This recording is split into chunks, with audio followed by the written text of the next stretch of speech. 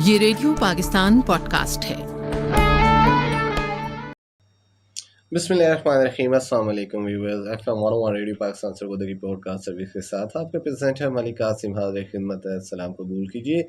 मेरे एंड से हमेशा की तरह उम्मीद, यकीन और दुआ यही कि आप जाओगे बिल्कुल फिट फाट होंगे, अल्लाह पाक की अनगिनत नेमतों का बेहतर तरीके से शुक्र अदा कर रहे होंगे, अपने रोज़मर्रा काम में मशगूल होंगे और आज के दिन को बेहतर तरीके से गुजारने के लिए तगदो भी कर रहे होंगे। रब्बे कायनात की दी हुई हर एक छोटी से छोटी, बड़ी से बड़ी नेमत का उसका उसी तरह से शुक्र अदा कर रहे होंगे जिस तरह से शुक्र अदा करने का हक है।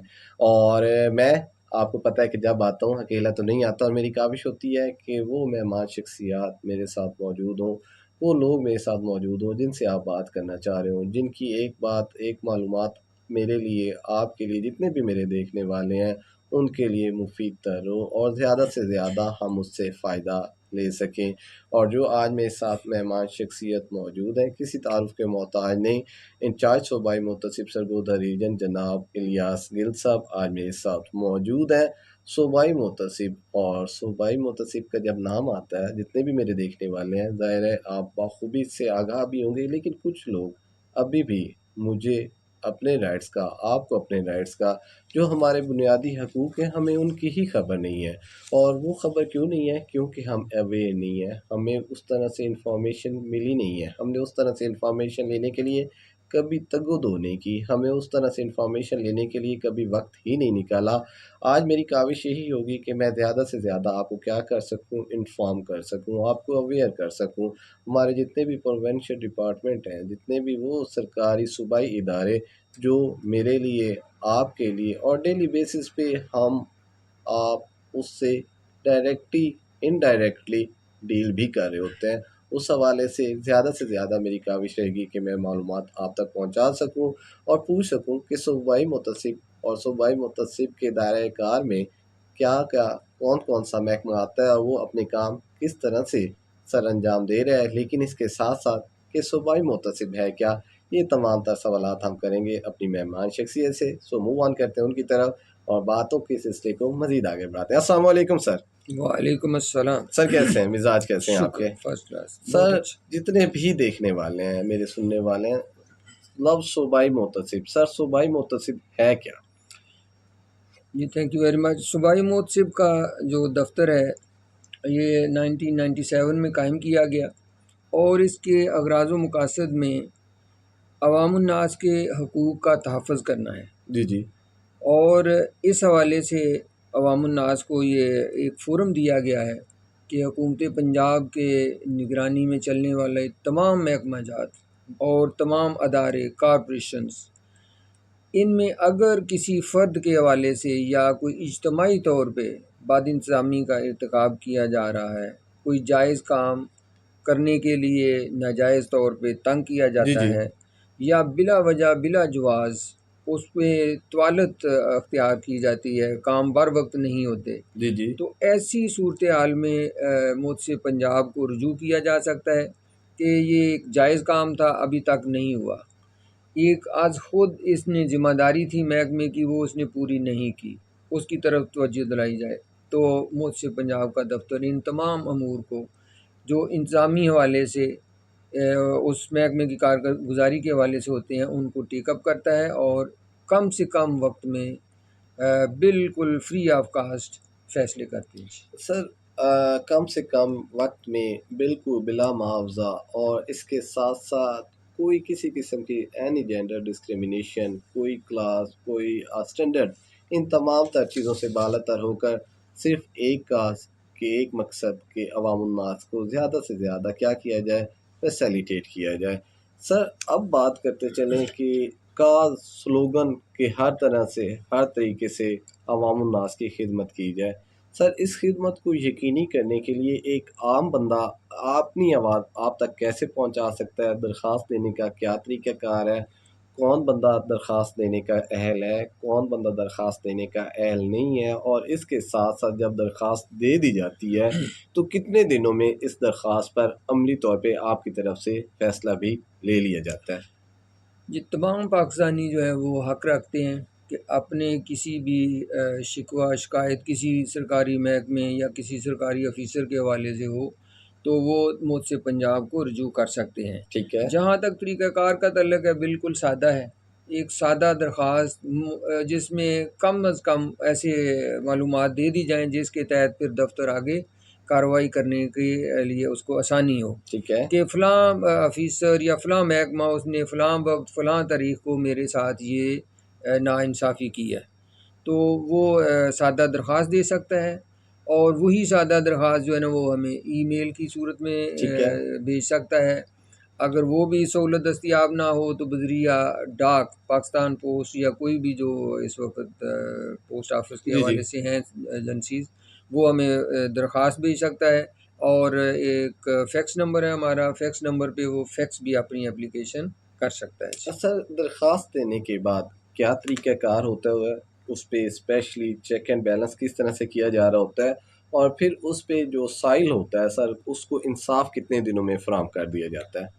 कोई भी शिकायत जब हमें मौसूल होती है तो हम उसको देखते हैं कि ये कानून के मुताबिक काबिल कार्रवाई है, काबिल दस्तअंदाज़ी है, हमारे दायरा अख्तियार में आती है, मुझसे पंजाब के दायरा अख्तियार में आती है, तो उसके ऊपर उसी दिन कार्रवाई शुरू कर दी जाती ठीक है। है। और जो मुतलका एजेंसी या ऑफ़िसर हो उसको उसी डेट में नोटिस दे दिया जाता है कि आप इतने वक्त मुकर्रर में अपना जवाब दें ठीक कि है। ये ऐसा क्यों हुआ कि ये शहरी हमारे पास शिकायत लेके सर, आए। इन केस अगर एक बार नोटिस देने से, एक बार आवाज़ देने से, पुकारने से, जिस मुतलका शख़्स को मुतलका डिपार्टमेंट का बंदा वो रिप्लाई नहीं देता, वो नहीं आता, तो कितनी दफ़ा सर उसे आप बुलाते हैं? और फिर सर क्या कोई एकतरफ़ा फ़ैसला भी हो सकता है कि हर सूरत जो कंप्लेनेंट है या सर जिसके खिलाफ दरख्वास्त दी गई है, उसका स्टांस लेना ज़रूरी होता है? चूँकि हमारा मुख़ातिब जो है ना वो हुकूमत पंजाब के अदारे और ऑफ़िसर होते जी, हैं, जी। आम तौर पे वो ऐसी गफ़लत नहीं करते कि वो बिल्कुल जवाब ना दें। ठीक है। ज़्यादातर उनका जवाब बर वक़्त हमें मौसूल हो जाता है सही। और उसके जवाब की रोशनी में आगे कार्रवाई जो बढ़ाई जाती है।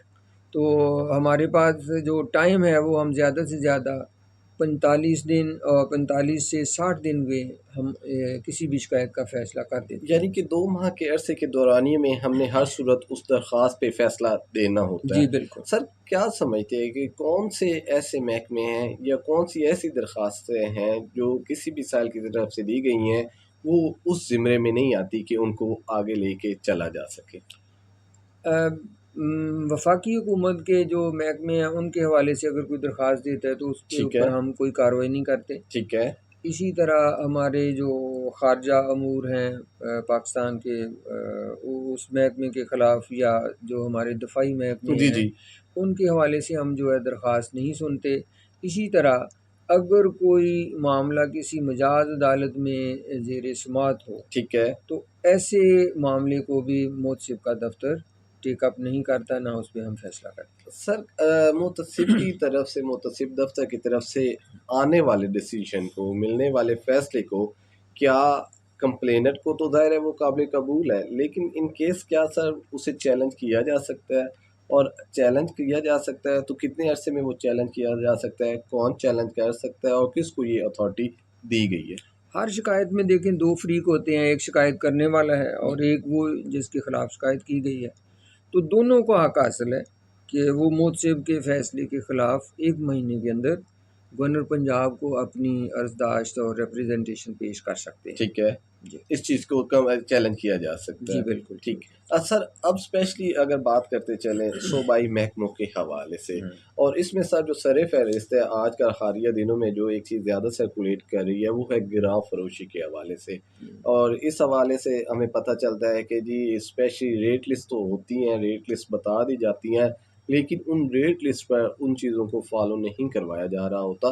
तो जितने भी मेरे देखने वाले हैं, क्या सर वो एलिजिबल हैं कि वो उस दुकानदार के ख़िलाफ़, उस वेंडर के ख़िलाफ़ वो दरख़्वास्त दे सकते हैं? और दरख़्वास्त देते हुए कौन-कौन सी ऐसी चीज़ें हैं, कौन-कौन से ऐसे मेन पॉइंट्स हैं जिनको उन्हें फ़ोकस में करना होगा? जैसे मैंने शुरू में अर्ज़ किया है कि मुझसे पंजाब का दफ़्तर जो है वो हर तरह की बद इंतज़ामी को देखता है और जी, जी। उसके हवाले से शिकायत सुनता है।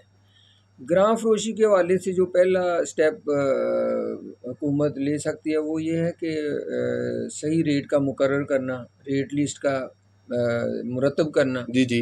तो वो रेट लिस्ट सिर्फ मुरतब करना एक उसकी ज़िम्मेदारी है। अगला स्टेप आता है कि उसके ऊपर अमल दरामद भी नाफ़िज़ुल करवाया अमल जाए। का जी, ऐसा ही है। तो ये दोनों सूरतें जो है ना ये इंतज़ामिया से मुतल्लक होती हैं, चाहे उसमें मार्केट कमेटी मुलव्वस हो या डिस्ट्रिक्ट प्राइस कंट्रोल कमेटी या डिस्ट्रिक्ट प्राइस कंट्रोलर हो। जी, जी। तो पहले स्टेप पे तो वो रेट लिस्ट जो है वो जारी करें ठीक है, और दूसरा स्टेप है कि वो उसके ऊपर अमल दरामद करवाएँ। सही, अगर वो रेट लिस्ट जारी नहीं करते तो ये भी एक बात इंतज़ामी ऐसा है। ही है। और अगर रेट लिस्ट के ऊपर वो अमल दरामद नहीं करवा पा रहे तो ये भी बात इंतज़ामी है। ठीक है, ये दोनों सूरतें जो है ना मोद से पंजाब के दायरे अख्तियार में आती हैं और अगर कोई शख्स हमें इस हवाले से दरख्वास्त देता है तो उसमें मुख्तसर तरीन वक्त में फ़ैसला लिया जाता है ठीक और है। मुतलका अदारों को पाबंद किया जाता है कि वो अपनी फ़राइज़ अदा करें। अच्छा सर, जितने भी देखने वाले उन्हें मज़ीद मैं चाहता हूँ कि थोड़ा-सा क्लियर कीजिएगा कि आया उन्होंने जो एप्लीकेशन रजिस्टर्ड करवाई है, वो एक वेंडर के खिलाफ करवाई है। मैं इन केस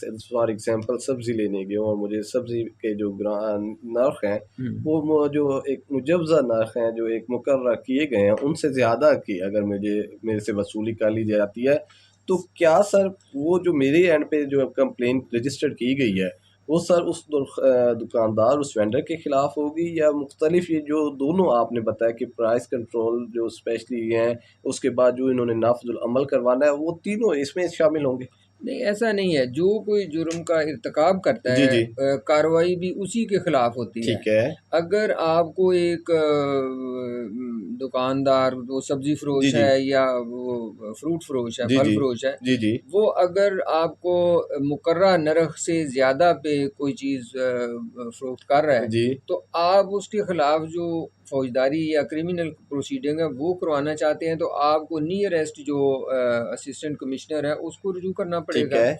अगर वो उस पे अमल नहीं करता तो अगले स्टेप में आप जो है ना मुंसिफ के पास आ सकते हैं ठीक है। कि मैंने मिजाज फोरम का दरवाज़ा खटखटाया था लेकिन उन्होंने इसके ऊपर कोई एक्शन नहीं फैसिलिटेट लिया, नहीं किया तो गया। इसको हम बाद इंतज़ामी में लेके कंसीडर जी करेंगे, बिल्कुल ठीक है। करते हैं। यानी वो डायरेक्टली मैं आपके एक्सेस नहीं ले सकता, जब तक पहले एक मुतलका महकमे के साथ जो उसके साथ रिलेट कर रहा है, मुझे उसको भी दस्तक देनी होगी। अगर आपको ये वहम है या अगर आपको यकीनी है कि आपकी बात नहीं सुनी जी, जी। जाएगी, तो फिर आप आ सकते हैं, हम आपको फैसिलिटेट करेंगे कि वो मुतलका जो भी प्राइस मजिस्ट्रेट है इलाके का वो इस पे कार्रवाई करे। इस पे कार्रवाई करें। सर जितने भी हमारे देखने वाले हैं, आज के प्रोग्राम से मुतलका, अपने डिपार्टमेंट से मुतलका उन्हें क्या पैगाम देना चाहेंगे?